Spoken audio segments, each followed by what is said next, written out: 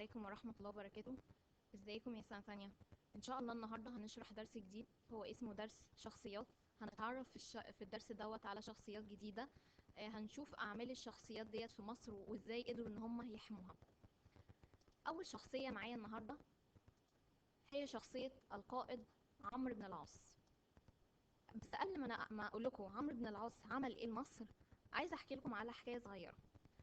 زمان قوي قوي قوي، قبل ما عمرو بن العاص يجي مصر، كان في ناس اسمهم الرومان من دولة روما كانوا عايشين في مصر. خلاص، هنلاقي ان الرومان دولت بدأوا ان هم ياخدوا خيرات مصريين، لان هم اصلا مش مصريين، هم جايين من دولة روما. بدأوا ان هم ياخدوا خيرات المصريين، وبدأوا ان هم ياخدوا القمح بتاع المصريين ويودوه لدولتهم روما. وبدأوا كمان ياخدوا من المصريين فلوس كتير قوي اللي هي اسمها الضرائب. وبدأوا يعاملوا المصريين معاملة سيئة جدا. فبدأ المصريين يعملوا ايه؟ يتضايقوا من معاملتهم ليهم. فجي بعد كده بعد فترة كبيرة من قعدهم في مصر، جه واحد اسمه عمرو بن العاص. جه وعمل ايه؟ قام بفتح مصر. يعني ايه قام بفتح مصر؟ يعني دخل مصر ونشر الإسلام فيها، نشر الدين الإسلامي فيها، وبنى مسجد وسماه على اسمه، سماه مسجد عمرو بن العاص. يبقى عمرو بن العاص عمل ايه؟ قام بفتح مصر. يعني ايه قام بفتح مصر؟ يعني دخل مصر ونشر الاسلام فيها، وكمان خرج الرومان من مصر وقال لهم ان هم يروحوا، يعني طلب منهم ان هم يروحوا على ايه؟ على بلدهم في روما ويسيبوا مصر. فعلا الرومان سمعوا كلامه وسابوا مصر وراحوا روما. وهنلاقي ان هو قدر ان هو ينشر الدين الاسلامي، وكمان بنى اول مسجد وهو مسجد عمرو بن العاص. وادي الصورة بتاعة المسجد بتاعه اللي هو مسجد عمرو بن العاص. هنلاقي ان مسجد عمرو بن العاص ده موجود لغايه دلوقتي، يعني انتوا ممكن تروحوا تزوروه كمان وتصلوا فيه. يبقى عمرو بن العاص قام بفتح مصر، يعني خرج الرومان من مصر وعمل ايه؟ نشر الدين الاسلامي. طب وعمل ايه تاني؟ بنى اول مسجد وسماه على اسمه وهو مسجد عمرو بن العاص. طب دي كانت اول شخصيه معانا، وشخصيه عمرو بن العاص. طب تاني شخصيه معانا شخصيه مين؟ شخصيه محمد نجيب. محمد نجيب عمل ايه؟ قال لي محمد نجيب هو اول رئيس لجمهورية مصر العربية. تعالوا كده نعرف كام كلمة. معنى كلمة رئيس ايه؟ قال لي معنى كلمة رئيس يعني الحاكم، الحاكم اللي بيحكم المصريين. طيب، ومعنى كلمة جمهورية؟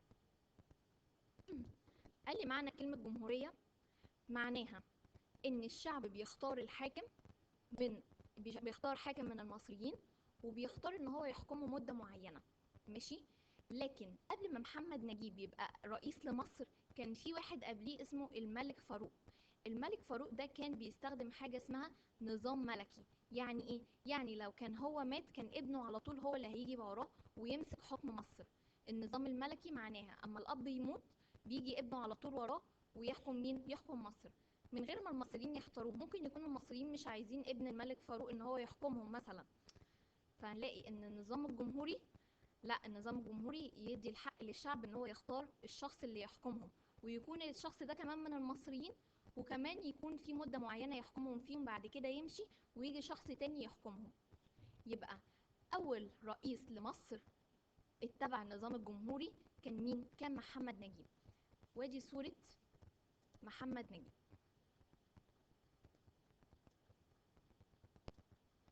يبقى هنلاقي ان محمد نجيب هو اول رئيس لجمهورية مصر العربية، ودي صورته. ماشي.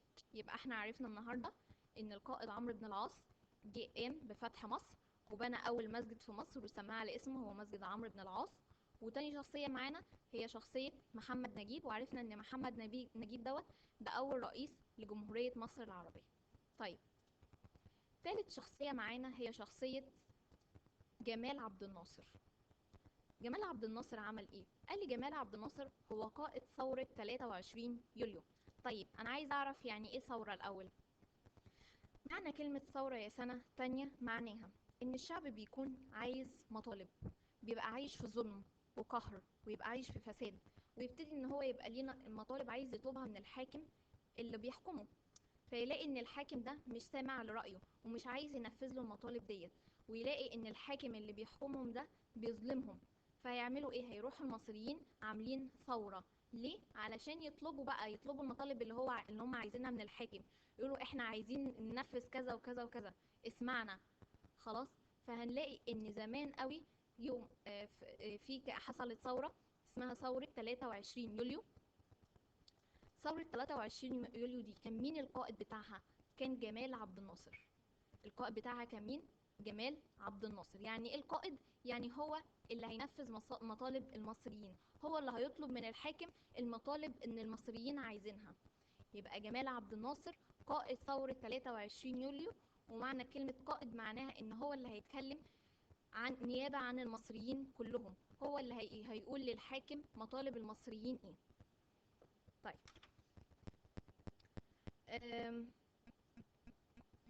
يبقى عرفنا ان جمال عبد الناصر هو قائد ثورة 23 يوليو.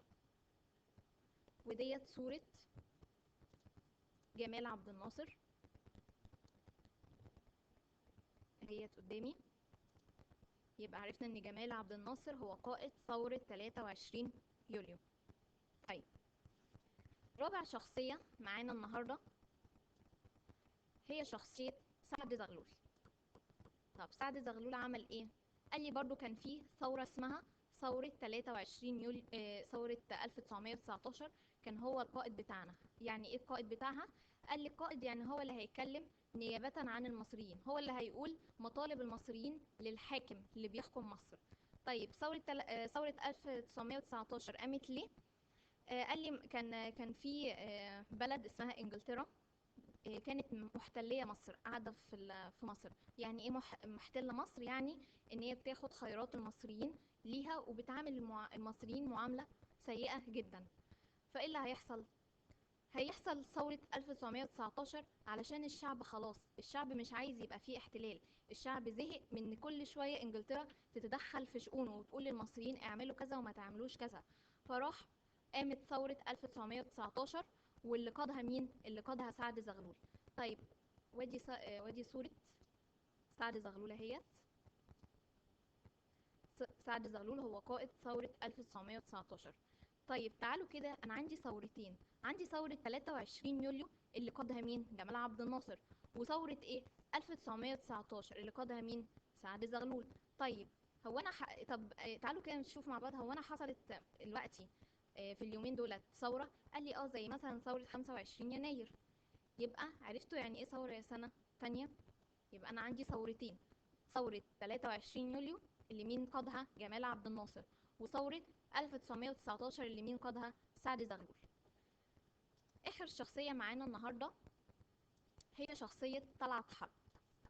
قال لي طلعت حرب عمل ايه؟ مؤسس بنك مصر. عارفين بنك مصر اللي موجود لغاية دلوقتي؟ طبعا في اكيد منكم حد بتشوفوا بنوك، او ممكن تكونوا اصلا انتوا كمان ليكوا فلوس في بنك مصر. مين اللي بناه؟ مين اللي فكر ان هو يبنيه؟ اللي فكر اللي هو يبنيه طلعت حرب. مؤسسه يعني هو اللي بناه، هو اللي فكر ان هو يبني بنك مصر. يبقى طلعت حرب هو مؤسس بنك مصر. طيب هو عمله ليه؟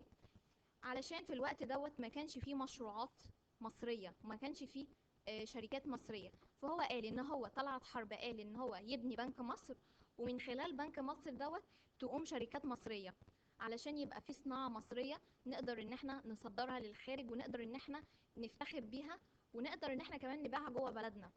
يبقى طلعت حرب أسس بنك مصر. يعني أسسه يعني بناه. وادي صورة طلعت حرب.